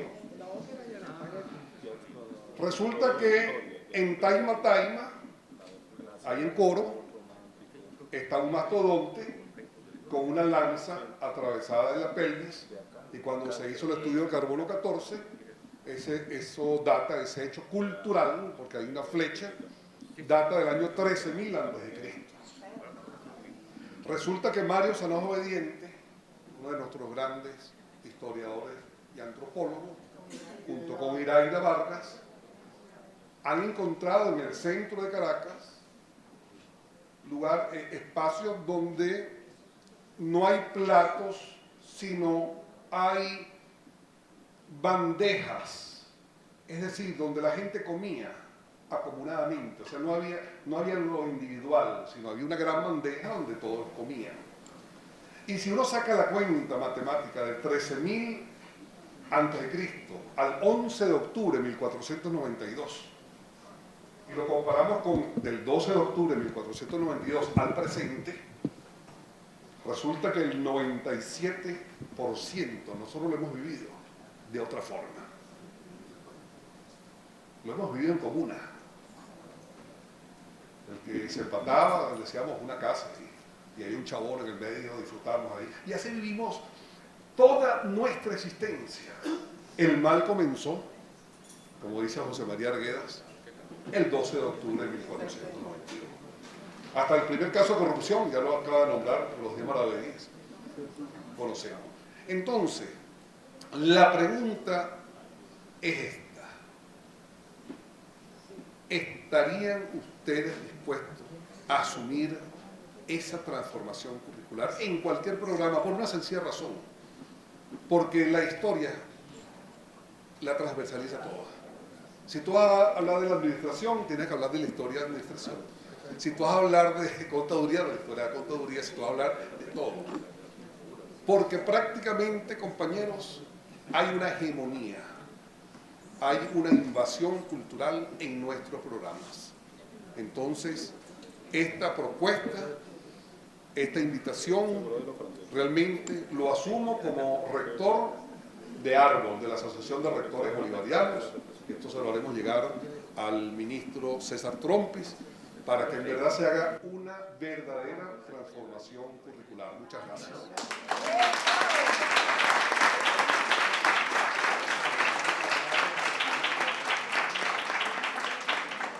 La reflexión entonces ahora en manos de Luis Brito García como profesor universitario, ¿cómo considera esta propuesta de Ali Rojas Olaya? Y también recordarles a todos que el lunes a las 2 de la tarde vamos a tener un encuentro sobre este libro en otro sitio que nos convoca con muchísima frecuencia, que es el Centro Nacional de Estudios Históricos. Es el libro La economía venezolana, cuentos y verdades, bajo el curso que se acaba de presentar.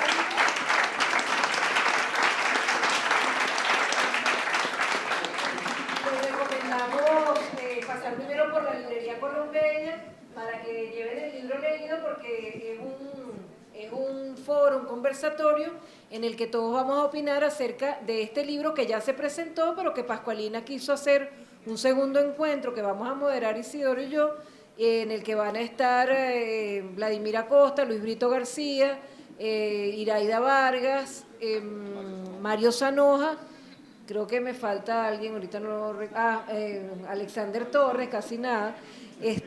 Vamos a estar allí comentando el libro de la economía venezolana, Cuentos y Verdades. Y el sábado que viene los invitamos a sintonizar la librería mediática porque vamos a tener a dos lectores extraordinarios que son Alexander Torres y Alí Rojas Olaya, que no van a ir ni como director del Centro Nacional de Estudios Históricos ni como rector, van a ir como lectores y vamos a tener un programa muy bonito. Así que entonces echa la invitación al encuentro con Pascualina, al que también asistirá Luis Brito García, por cierto. Vamos a ver qué opina Luis Brito García en torno a esta propuesta, que no está de ninguna manera fuera del tema, porque parte de la descolonización es el repensarnos permanentemente. No sé qué opina Luis. Bueno, me contenta, se está oyendo bien, ¿no? Me contenta que hayan planteado lo de la penetración cultural en nuestros programas. Hay en estas cosas viejas campañas que uno está peleando desde hace siglos y que es bueno volver a quebrar lanzas sobre ellas. Rafael Caldera de repente decidió sacar de la educación ni más ni menos que la historia de Venezuela, la geografía de Venezuela y la educación cívica de Venezuela. Tranquilamente, esas tres materias ocupaban los programas de primaria 9 horas. Él redujo esas 9 horas a 3 y las 3 materias a una cosa indeterminada llamada principios. Ahí se estudiaba qué es un lago, pero no qué es el lago de Maracaibo, qué es una cordillera, pero no qué es la cordillera de los Andes. Y eso fue dictado por un señor estadounidense llamado Rudolf Atkin, a quien se confió la remodelación de los programas de primaria de América Latina, vale decir, la remodelación de la visión del mundo de nuestros niños. Yo denuncié eso hasta el cansancio. Acosta Medina Rubio, por cierto, en un foro que dijo eso, no, eso es falso, no ha habido expulsión, porque eso se ha reunido en 3 horas. Yo le dije, bueno, pero si tú estás trabajando 9 horas y te reducen esas 9 horas a 3, ¿tú no dirías que eso es un despido indirecto? Bueno, después de una larga campaña llega el bolivarianismo al poder con el comandante eterno y yo digo, por fin, vamos a volver. De todos modos hay que ser malintencionado. Me puse a revisar tras larga pesquisa qué pasa con los programas de educación. No se ha restablecido la historia de Venezuela, no se ha restablecido la geografía de Venezuela, no se ha restablecido la educación cívica de Venezuela tras 20 años rodilla en tierra y detrás de la barricada que tiene un solo lado, sin darnos cuenta de que el enemigo lo tenemos adentro.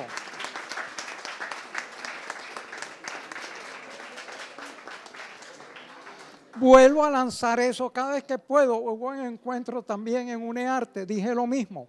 Y todo el mundo aplaudió, pero que yo sepa todavía no se ha reintroducido esas materias extrañas en nuestra primaria. Pero hay una cuestión sobre eso, la penetración, hasta qué punto nuestros programas dependen de intereses foráneos.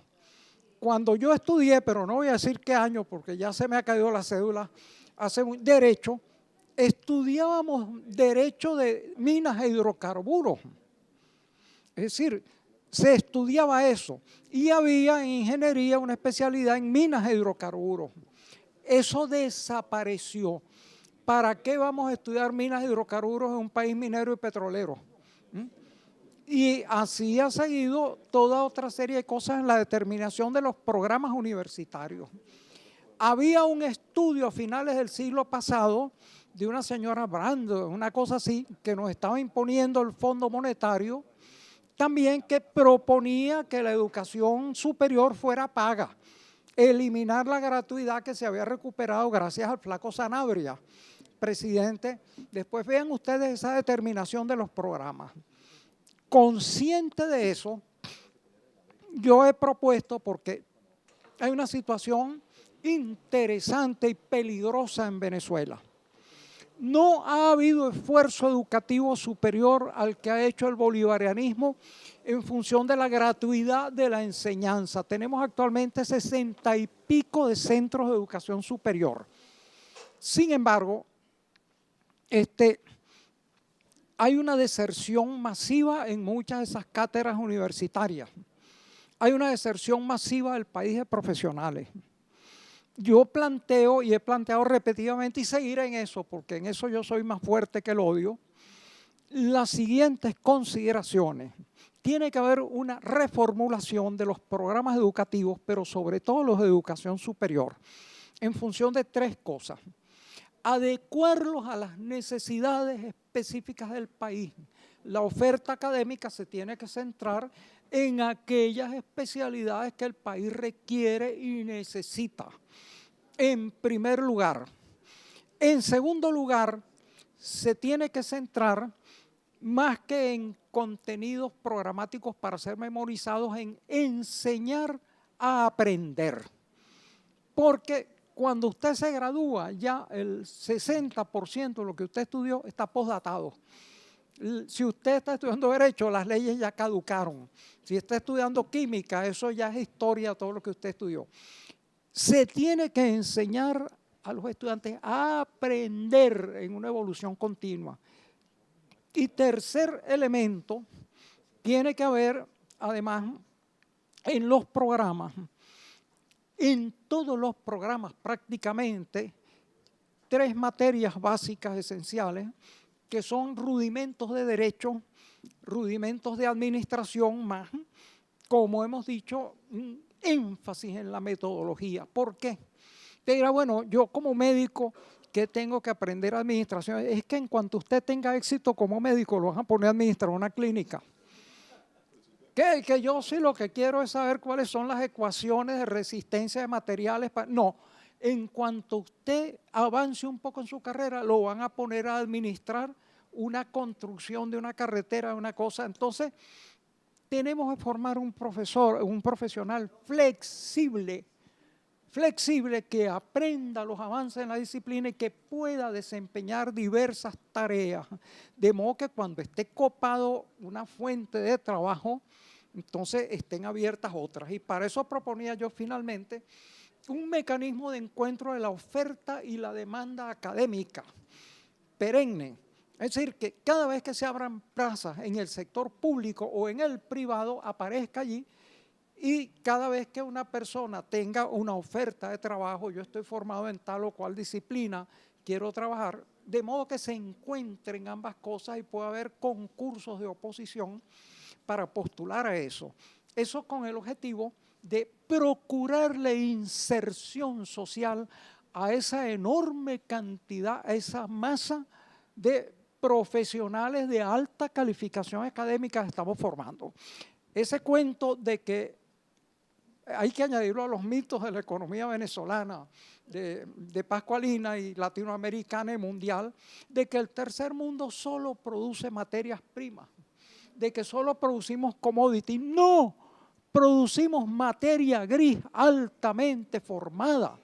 A finales del siglo pasado, un miembro del Consejo de Estado de Cuba decía que el aporte del tercer mundo al primer mundo cada año era de más de 50.000 millones de dólares en profesionales que le entregábamos gratuitamente a un primer mundo que nunca había invertido ni un centavo en ellos. Entonces, hemos hecho una producción de destrezas profesionales. Y además es básico que el bolivarianismo encuentre una forma de insertarlas en el país. Yo he señalado históricamente, en eso también soy sumamente latoso, todas las revoluciones en el mundo se han producido teniendo como primera chispa camarillas de intelectuales con problemas de inserción en el sistema. Desde la Ilustración, la Revolución Inglesa, la Revolución Francesa, la Revolución China, la Revolución Mexicana, la Revolución Soviética, la Revolución Cubana, todas, pero también eso puede ser fruto de intelectuales de derecha, los insertados que por la amargura de no tener el poder y lo que sea se dediquen a la conspiración, y en ese sentido tienen más elementos conceptuales, dominan medios, pueden aprovechar mejor técnicas de organización. Fíjense lo que han hecho últimamente, inventando las revoluciones de colores, usurpándole sus métodos de rebelión a las izquierdas. Entonces, eso es un problema básico y fundamental actual que debe encarar el bolivarianismo.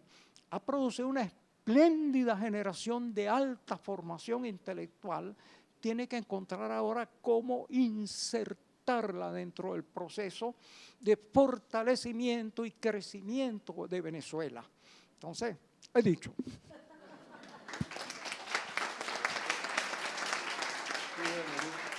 Bueno, tiene el derecho de palabras Luis Hostos y después José Gregorio Linares. Y ahora que Luis ha explicado eso y que tú has hecho esa propuesta, ahora entonces uno entiende por qué, existiendo los libros de colección Bicentenario, que tienen todas esas materias, historia, geografía, valores, ese enseñar a aprender de Simón Rodríguez, porque solo son de utilización obligatoria en colegios privados y en escuelas, en colegios públicos y en colegios privados subvencionados por el Estado. ¿Y por qué no son de uso extendido y obligatorio? ¿Por qué? Porque hay que revisar lo que nuestros compañeros están diciendo desde las bases para que eso sea de uso extendido. Fíjense hasta dónde llega el problema. Entonces, a partir de este momento, como ya tenemos que ir cerrando, vamos entonces a hacer una pregunta y hacia quién va dirigida para que nuestros expositores puedan responder e ir cerrando ya el encuentro. Luis, adelante. Buenas tardes, bueno, muy complacido de estar aquí. Mi pregunta va dirigida al profesor Vladimir Acosta con respecto a la injerencia de los Estados Unidos a través de toda la historia de Venezuela en los últimos 100 años. Es lo referente al método que han adoptado para financiar y crear figuras, como últimamente con el autonombrado, y su comparación con el banquero Mato, que conspiró contra el presidente Cipriano Castro. Gracias.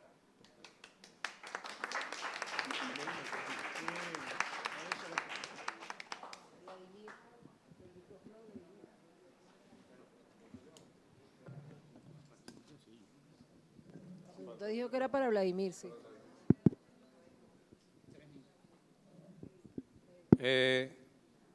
Bueno, la respuesta es, por un lado muy sencilla y por el otro muy complicado. Es decir, lo de Matos es muy sencillo, simplemente lo de Matos que corresponde a 1902, un hombre que además es rico, banquero y todo lo demás, que quiere derrocar al gobierno patriótico, nacionalista de Cipriano Castro, consigue todo el apoyo en Europa, hasta el barco se lo compraron, todo el apoyo en Europa, y lo ayudaron, por supuesto, los norteamericanos, los ingleses, los alemanes, los holandeses, todos ayudaron, y los franceses con el cable francés, sí, ayudaron prácticamente a montar esa conspiración y le pusieron el absurdo nombre de la Libertadora. Seguro que esa idea fue norteamericana, porque eso para la publicidad los gringos son absolutamente los más cínicos y los más descarados. Bueno, y eso terminó como sabemos. Finalmente Castro logró derrotar a la Libertadora y la Libertadora, bueno, no logró sus objetivos. Ahora, lo de hoy es muy diferente, por eso es que es bastante más complicado. Nosotros estamos viviendo hoy en un mundo muchísimo más mediático que el mundo que podía haber en 1901, 1902. La tasa de alfabetización era baja, el analfabetismo altísimo, los medios eran limitados, pocos periódicos, por supuesto no había radio, no había televisión, no había redes, nada de eso. Hoy vivimos en un mundo en que verdaderamente fabricar un liderazgo es la cosa más sencilla del mundo si esa persona se presta a ser instrumento de la prensa mundial y del poder mundial, lo fabrican en una semana. Así como destruyen a un liderazgo en unas 2 semanas por lo menos. Es decir, ¿cuál es el fenómeno de este lamentable y deplorable personaje? Bueno, lo formaron durante 7 años, es verdad. Él salió a demostrarle el trasero a los guardias nacionales a irse entonces a trabajar con los estadounidenses, le enseñaron o le terminaron de enseñar inglés, lo formaron y lo prepararon para las revoluciones de colores justamente, ¿no?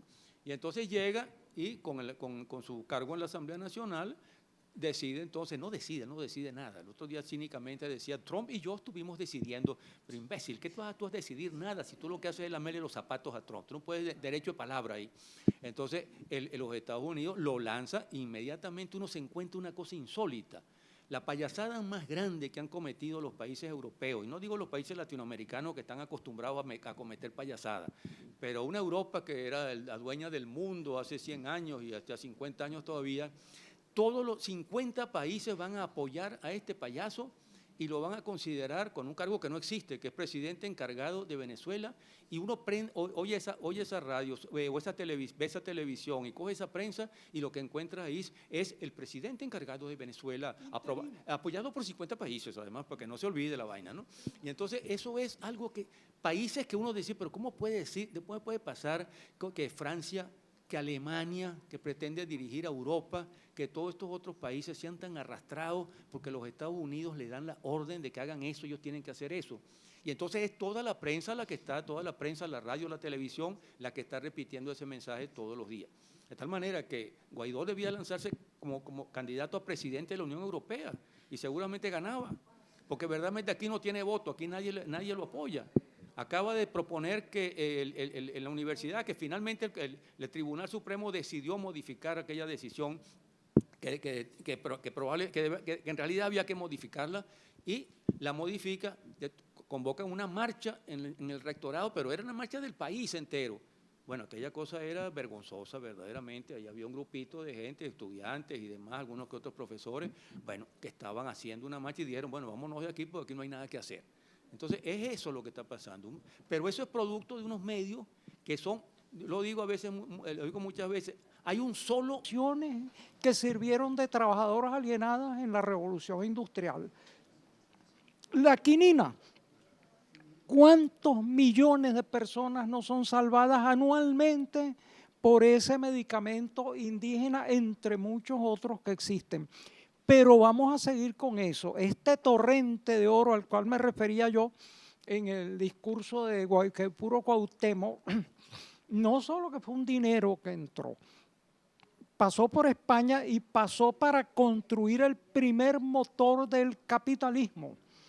Europa, con una cosa llamada la Batalla de Lepanto. ¿Con qué fondos se crearon las flotas con las cuales don Juan de Austria ganó la Batalla de Lepanto, la más alta ocasión que vieron los siglos, según dijo un tipo que quedó manco en esa? Exacto. ¿Con qué dinero? Yo estuve en una reproducción en Barcelona de La Galera de don Juan de Austria. Entonces, todo eso se costeó, se pagó con el oro y la plata y el sudor y la sangre americanos, de modo que la economía capitalista, el Estado moderno, la alimentación moderna que ha permitido las grandes masas que han trabajado en la revolución industrial, ciertas ramas de la medicina, todo eso son los dones de América al mundo. Dones además arrebatados, dones que jamás han recibido compensación de ninguna índole. Entonces, la utopía, quizás el don más precioso que ha hecho Europa para el mundo. Vean ustedes, claro, de dónde viene esa reactualización de Platón.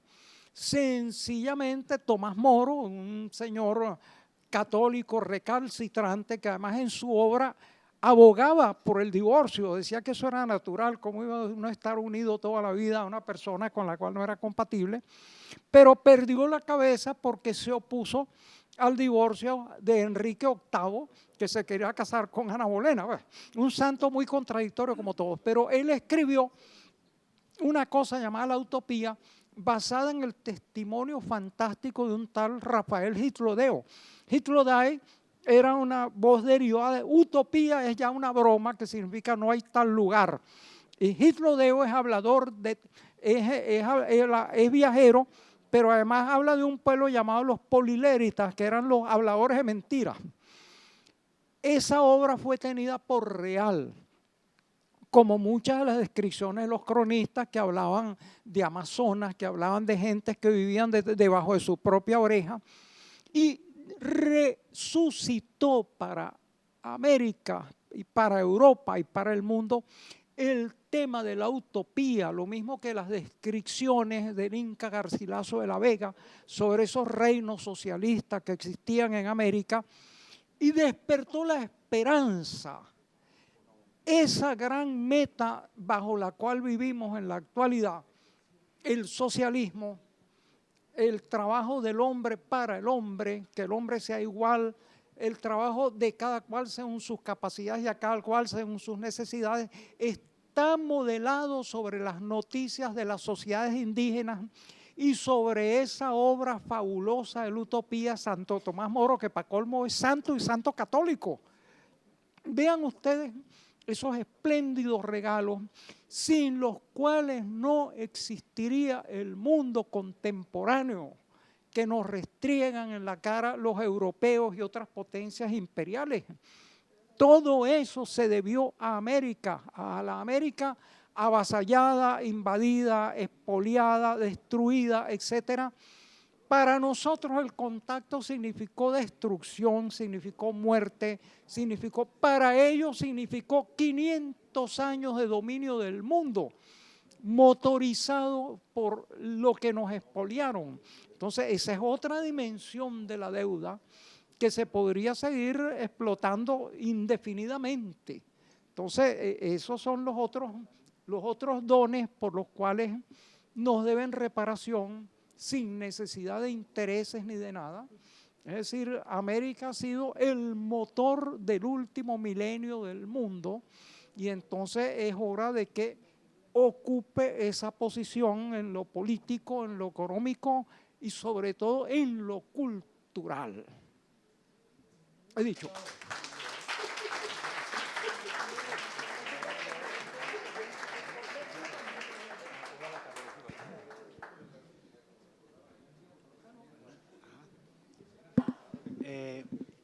José Gregorio hacía mención de Bolívar y de Artigas.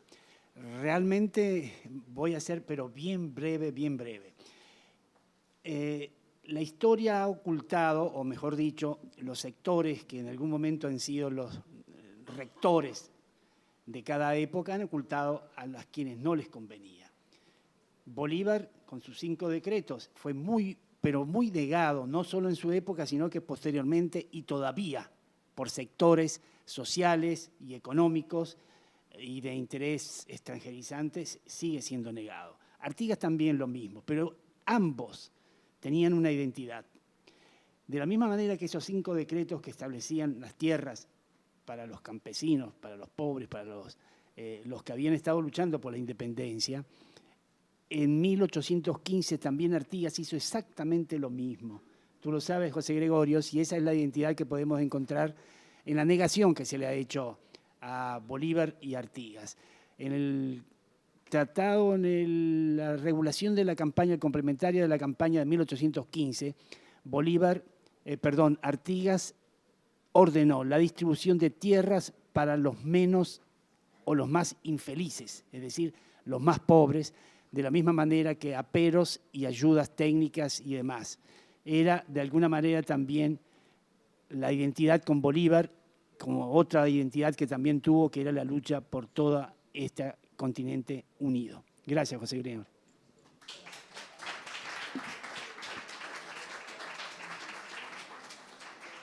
Bien, nosotros siempre despedimos el programa invitándolos a leer siempre y a leer de todo, y vamos a hacer algo diferente, porque vamos a despedir el programa con la opinión de una usuaria del programa queridísima, que es Maite Tejero, que ha seguido por más de 15 años, tanto en radio como en televisión, la librería mediática. Así que la despedida del programa va a ser la opinión de Maite Tejero, queridísima compañera y queridísima amiga de la librería mediática. Gracias.